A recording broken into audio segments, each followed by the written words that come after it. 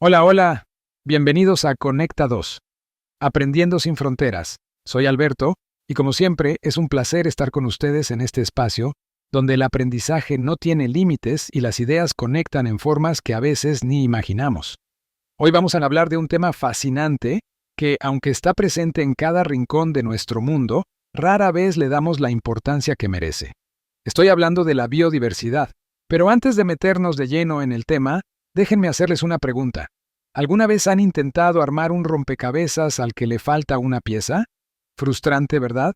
Puedes tener el 99% completado, pero sin esa última pieza, nunca tendrás la imagen completa. Bueno, imaginen que nuestro planeta es ese rompecabezas, y cada especie, desde el diminuto mosquito hasta el majestuoso tigre, es una pieza de ese rompecabezas. Si perdemos una sola, por pequeña que parezca, el todo se desequilibra. Eso es exactamente lo que pasa con la biodiversidad, y hoy vamos a descubrir por qué es tan importante cuidarla y cómo se conecta con tantas cosas que ni siquiera imaginamos. ¿Listos? Vamos a ello. Empecemos por lo básico. ¿Qué es la biodiversidad? En pocas palabras, la biodiversidad es la variedad de vida que existe en nuestro planeta. Estamos hablando de animales, plantas, hongos, bacterias y todo lo que tiene vida.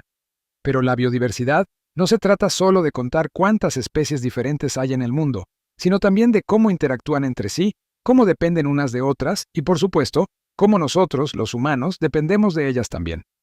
Imaginen un ecosistema como un videojuego en el que cada personaje tiene una habilidad especial. Algunos son buenos en defensa, otros en ataque y otros en curar. Si quitas a uno de esos personajes, todo el equipo se desbalancea y pierdes la partida. Pues bien, en el caso de la biodiversidad, cada especie tiene su propio superpoder. Las abejas, por ejemplo, polinizan las flores, permitiendo que tengamos frutas y verduras. Los árboles nos dan oxígeno, y los hongos descomponen materia muerta para que los nutrientes vuelvan al suelo. Todos están conectados, y si uno falla, el sistema entero puede tambalearse.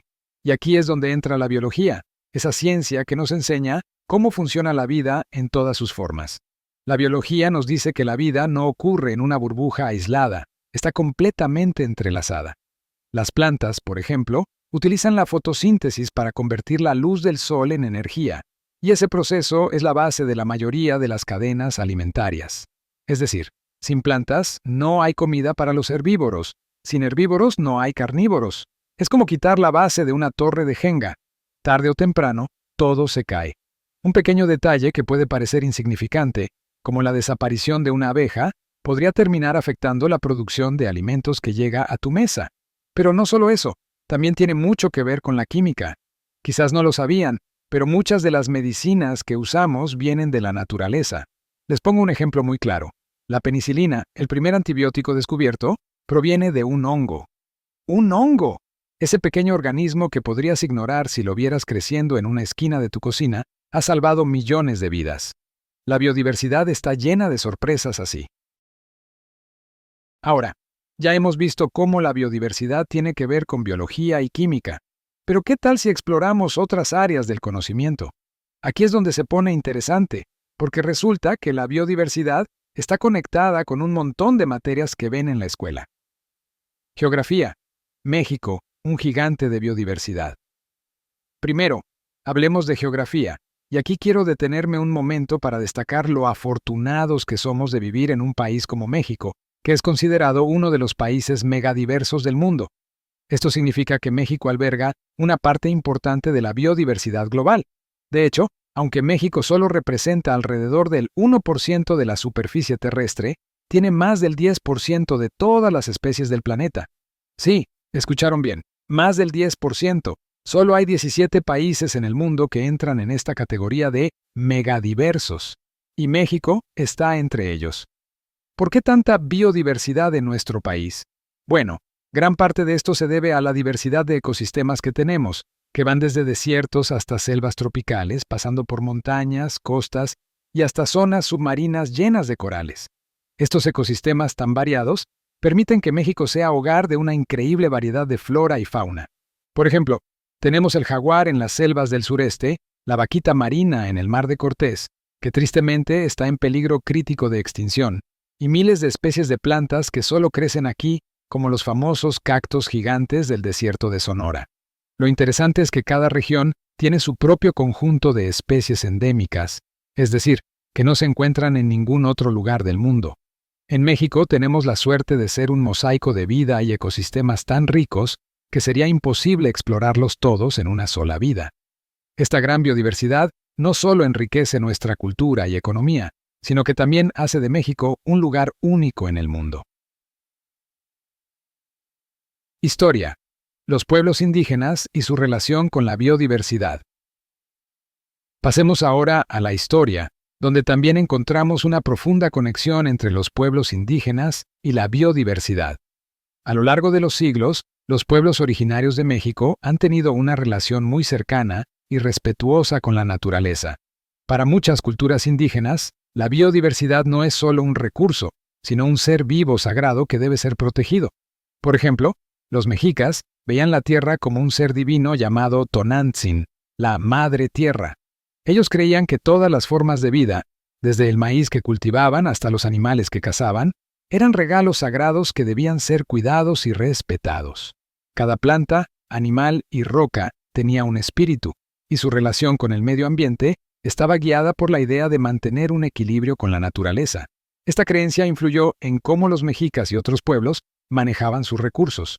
Tomaban lo necesario, pero siempre dejaban algo para que la naturaleza pudiera regenerarse. Otro gran ejemplo de esta relación con la biodiversidad es el uso del maíz. Los mayas consideraban al maíz como un regalo de los dioses, y no solo lo usaban como alimento, sino que también lo veneraban en sus rituales religiosos. El maíz fue, y sigue siendo, el sustento de millones de personas. Y los mayas desarrollaron técnicas agrícolas muy avanzadas para garantizar que la tierra siguiera siendo fértil, como la milpa, un sistema que combina diferentes cultivos para mantener el suelo saludable. Este sistema refleja una profunda comprensión de la biodiversidad, ya que imita el funcionamiento de un ecosistema natural donde distintas especies de plantas crecen juntas, apoyándose mutuamente. Incluso en la actualidad, muchas comunidades indígenas en México continúan viendo la biodiversidad como parte de su identidad cultural. Conocen el uso medicinal de cientos de plantas y respetan los ciclos naturales de la tierra. Por ejemplo, en la Sierra Tarahumara, los rarámuris tienen un conocimiento ancestral sobre cómo convivir con el medio ambiente, adaptándose a las montañas y utilizando de manera sostenible los recursos naturales. Ahora, llegamos a la pregunta clave. ¿Por qué es tan importante la biodiversidad? Es fácil pensar que podemos vivir sin algunas especies, ¿no?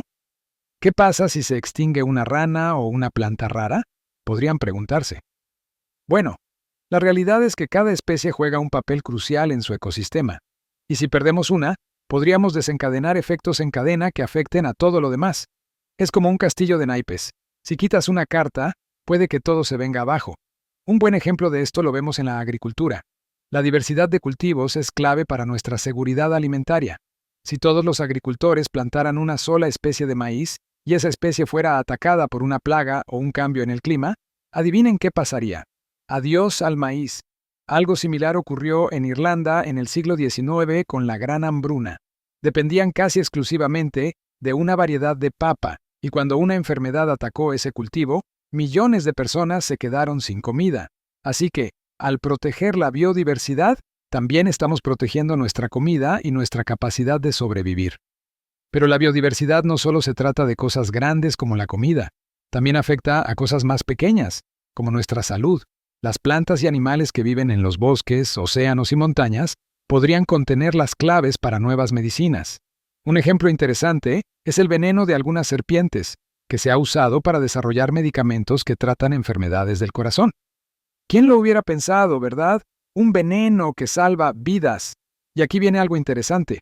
La biodiversidad no solo es importante para los seres humanos, también tiene un valor cultural. En muchas comunidades indígenas, las plantas y los animales no solo son recursos, son parte de su identidad, de su espiritualidad, de sus tradiciones. Proteger la biodiversidad es también proteger esa riqueza cultural que existe en la sabiduría ancestral. Y con esto llegamos al final de nuestro viaje de hoy. La biodiversidad es mucho más que una palabra bonita o un concepto abstracto. Es la red de la vida que sostiene todo lo que conocemos. Cada especie, Desde la más pequeña bacteria hasta el más grande de los elefantes, juega un papel crucial en mantener el equilibrio de nuestro planeta. Y por supuesto, nosotros también somos parte de esa red. Pero aquí viene lo importante. ¿Qué podemos hacer nosotros para conservar la biodiversidad? A veces creemos que las acciones pequeñas no hacen la diferencia, pero déjenme decirles algo, cada pequeño cambio cuenta. Aquí les dejo algunas ideas que ustedes pueden poner en práctica. Cuidar la naturaleza local. Empecemos por lo que tenemos más cerca. No tirar basura en parques, playas o bosques, respetar a los animales que viven allí y cuidar de las plantas que nos rodean. El simple hecho de no arrancar una flor o no molestar a un insecto ya es un paso hacia la conservación. Consumir de manera responsable. Podemos elegir productos que provengan de prácticas sostenibles, como alimentos orgánicos o ropa hecha con materiales ecológicos. Además, si consumimos menos plástico, estamos ayudando a reducir la contaminación que afecta a miles de especies marinas.